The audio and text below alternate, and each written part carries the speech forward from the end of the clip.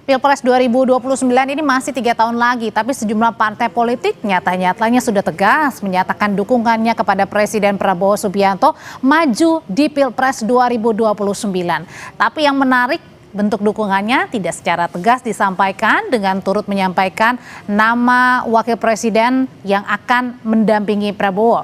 Pertanyaannya, apakah partai politik ini punya nama lain yang ingin diusung nanti di 2029? Kita akan membahasnya malam hari ini dengan Toto Daryanto, anggota Majelis Pertimbangan DPP PAN. Mas Toto, selamat malam. Ya, malam Mbak. Ada juga Valdo Maldini, politisi PSI. Mas Valdo, malam. Selamat malam Mbak Audrey, selamat malam Pak Toto, Mas Yunarto Ya, juga. malam. Ya, dan Mas Yunarto Wijaya, pengamat politik, sekaligus juga Direktur Eksekutif Carta Politika. Mas Yunarto, selamat malam. Selamat malam Audrey, Valdo, Mas Toto. Ya, saya mau nanya dulu nih ke PAN yang baru saja memberikan statement pernyataan dari Mas Edi, Pak Toto, yang menyebut belum tentu nih Pak Prabowo ini ternyata sepaket begitu ya dengan 2029. Kira-kira kenapa memberikan dukungan ke Pak Prabowo di 2029 tapi belum tentu sepaket dengan Mas Gibran sebagai wapresnya? Ya, kita ini kan realistis saja toh Mbak. Jadi program dari pemerintah Presiden Prabowo sekarang ini sangat cocok dengan partai seperti PAN ya, karena ekonomi kerakyatan yang digerakkan ini benar-benar luar biasa.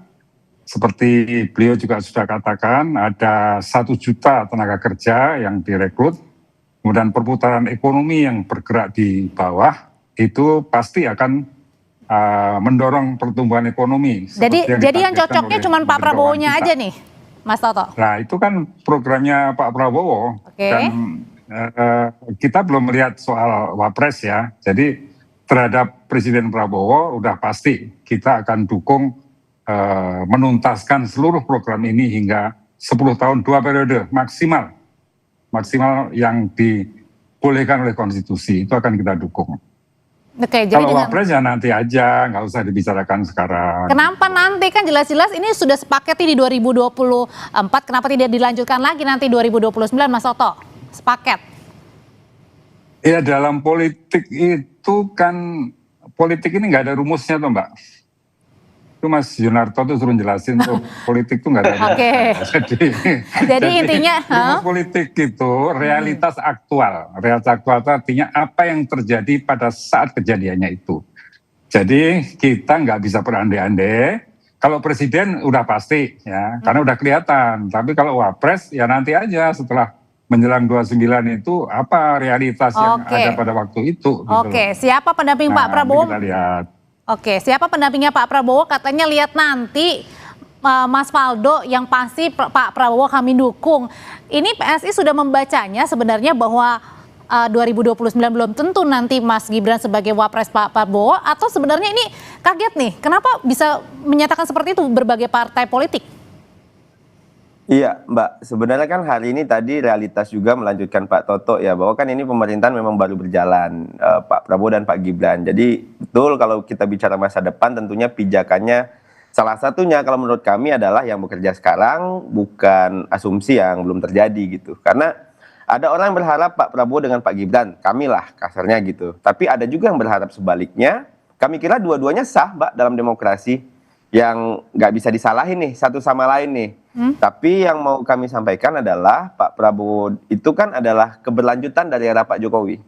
Narasi keberlanjutan ini yang perlu kami kira soal stabilitas pemerintahan dan 2 periode itu bukan soal orang ya, tapi soal menjaga arah pembangunan yang sudah berjalan Mbak. Dan kita kan nggak bisa bangsa ini kita tiap 5 tahun mulai dari nol lagi gitu. Kita harus nyiapin nih pemimpinan yang berkesinambungan. Nah, di sini nih peran wapres kami kira jadi strategis karena bukan sekedar pelengkap aja, dan kita lihat sendiri hubungan yang terjadi hari ini stabil, konsisten, dan Pak Prabowo selalu orang yang membesarkan pendahulu-pendahulunya itu loh Mbak. Kalau kita lihat gimana Pak Prabowo sebagai negarawan dan bukan politik balas dendam gitu. Dan nggak ada juga konflik yang terbuka, nggak ada kegaduhan di dalam, yang ada kan memang baru dugaan dan tentunya harapan publik.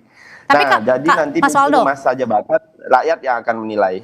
Tapi kalau misalnya kemarin PAN sudah mendukung, PKB juga, Golkar juga. Nah kalau PSI sendiri sebenarnya sudah nyata-nyata mendukung Pak Prabowo dengan sepaket dengan Mas Gibran? Atau juga masih mikir-mikir? Ya kalau kita kan siapapun pilihannya Pak Prabowo ke depan kan pasti ya ikut Pak Prabowo lah. Dan pasti punya kalkulasi politik. Tapi menurut PSI, satu-satunya wakil presiden yang hari ini punya pengalaman transisi nih Mbak ya, dari Pak Jokowi ke Pak Prabowo, dan memahami bagaimana negara ini bekerja adalah Mas Gibran. Beliau paham pusat dan daerah, ekonomi kerakyatan, digitalisasi, komunikasi generasi muda, pop culture. Nah ini modal real nih untuk mendampingi Pak Prabowo sekaligus memperbesar peluangnya untuk menang. Karena kita bicara elektoral juga. Soal beda pandangan itu biasa saya kira. PAN punya pandangan sendiri. Dan dalam politik makin dekat pemilu itu makin banyak Mbak aspirasi yang muncul. Kita mah nggak marah. Kita hanya bicara soal harapan terkait keberlanjutan. Jadi kami kira Pak Prabowo dan Pak Gibran 2 periode itu dasarnya itu stabilitas, pengalaman, dan kesinambungan atau keberlanjutan. Yang nggak berharap juga sah, tapi aneh aja kalau dipersoalkan, sementara yang berharap itu kan sering dipersoalkan nih. Sementara yang punya agenda mengganti Mas Gibran tuh nggak pernah tuh ditanya motifnya, kira-kira gitu. Oke, nanti sebelum nyampe motif ke sana saya mau nanya dulu ke Mas Yunarto. Mas Yunarto, ini kepagian nggak sih bahas Pilpres 2029, terus kemudian bahasnya juga termasuk cawapres lagi? Itu yang menarik Audrey ya. Pertanyaannya kan kita baru setahun lebih sedikit, tiba-tiba bukan hanya PAN loh. Yang di catatan saya ada Golkar, ada juga PKB. Sementara Demokrat cenderung mengatakan kita bekerja dulu saja. Nah ketika situasi yang masih jauh dari Pilpres, tapi semua berbondong-bondong, pertanyaannya kan apa sih motifnya? Pilihannya dua. Yang pertama sedang berlomba ingin menunjukkan kesetiaan atau mencari perhatian, atau bahasa kasarnya menjilat lah kalau bahasa netizen. Atau yang kedua, jangan-jangan ada komando, ada yang meminta. Kalau yang minta itu kan berarti dari atas. Nah pertanyaannya kalau memang ada yang mengkomando sampai bersamaan seperti ini, apakah pesan mengenai wapres yang tidak bisa ditentukan sekarang, jangan-jangan pesanan dari atas juga atau enggak? Ini spekulasi pertama ya. Yang kedua, kalau kita berspekulasi simpel saja. Dari awal saya selalu mengatakan, kalau ada orang mengatakan ini adalah duet antara dua kekuatan besar, mantan presiden dengan presiden, antara Jokowi dengan Prabowo dalam konteks Prabowo Gibran, saya selalu mengatakan ketika Prabowo dilantik, magnet kekuasaan itu hanya satu, namanya Prabowo. Tidak ada itu yang namanya magnet kekuasaan itu ada di mantan presiden.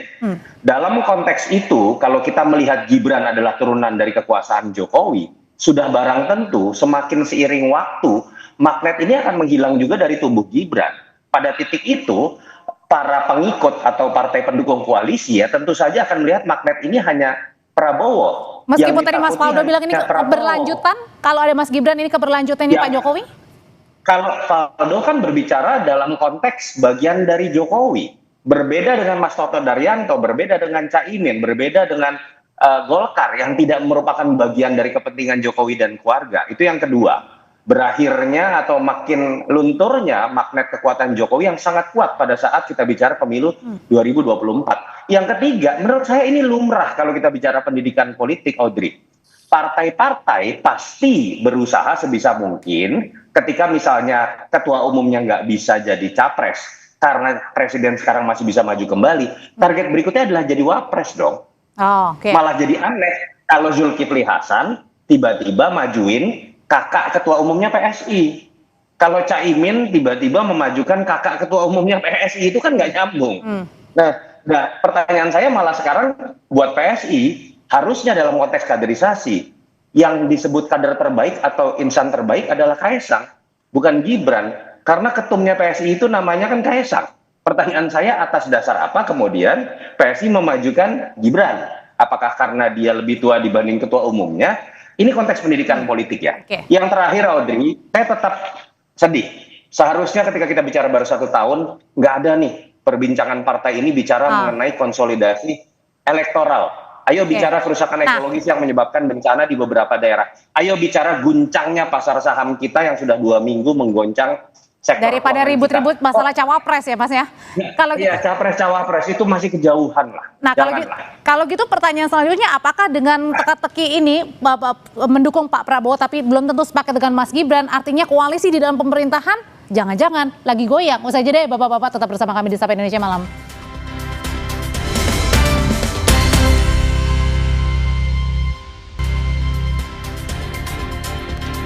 Mas Faldo melanjutkan pertanyaan saya sebelumnya, dengan ramai-ramai parpol mendukung Pak Prabowo maju di 2029 tapi belum tentu sepaket dengan Mas Gibran. Pertanyaannya, jangan-jangan koalisi di internal koalisi pemerintahan ini lagi panas?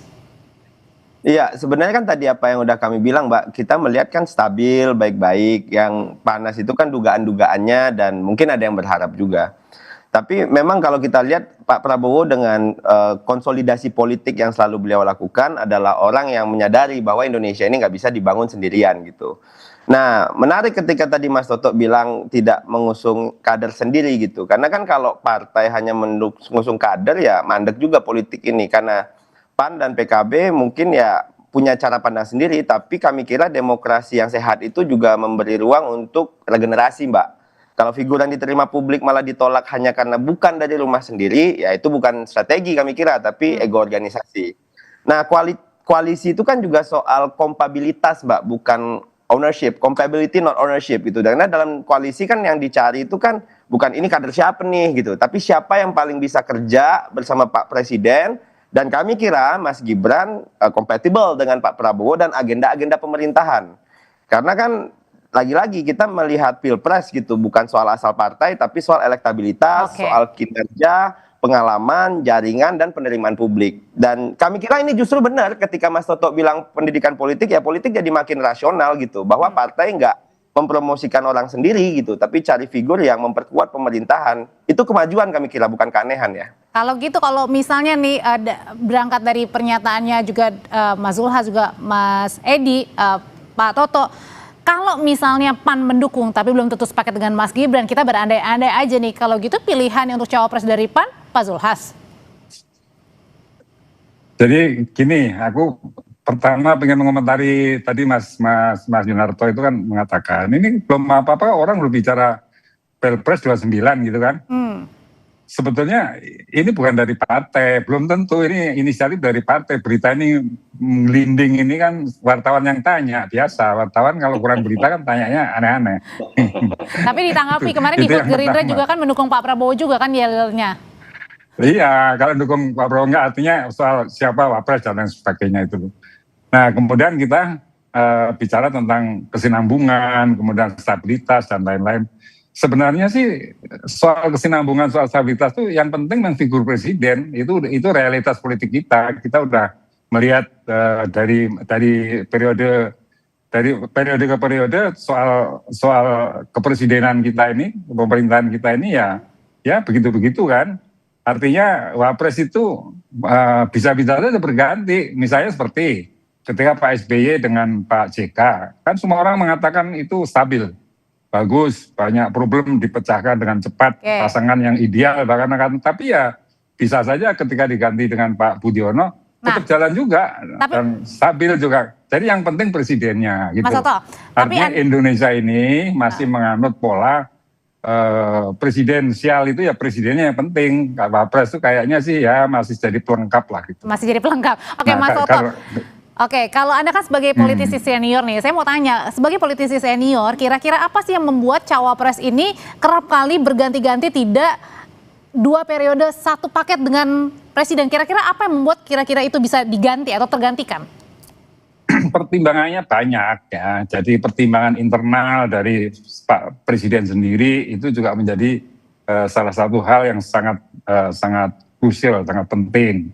Dan pertimbangan dari partai-partai pendukung itu juga sangat penting. Nah, itulah yang saya katakan sebenarnya semua tergantung dari realitas politik pada saat itu.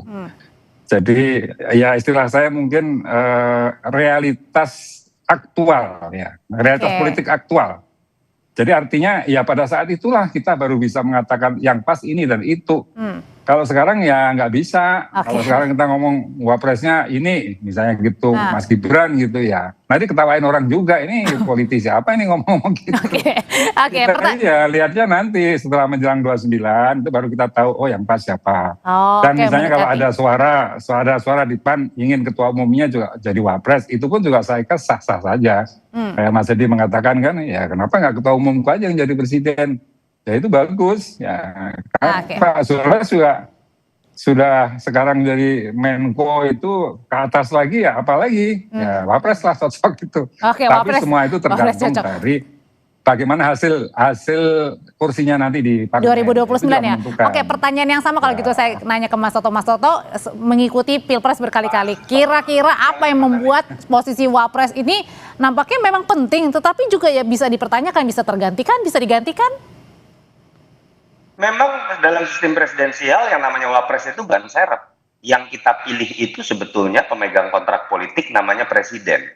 Dan tidak dimungkinkan secara tata negara ketika presiden berhalangan itu kemudian kosong kekuasaan. Jadi sebetulnya secara tata negara memang fungsinya hanya menjadi pelengkap. Ada fungsi-fungsi yang bisa diperbantukan oleh wapres itu pun melalui kepres. Jadi sangat bergantung. Jadi ada yang wapres nganggur itu boleh secara tata negara. Ada wapres yang kerjanya misalnya terlihat aktif seperti Pak JK, tetap harus melalui kepres-kepres yang dibuat. Tapi kita tahu seringkali ketika wapresnya menonjol, di situ ada nuansa matahari kembar, malah biasanya akan berujung pada perpecahan.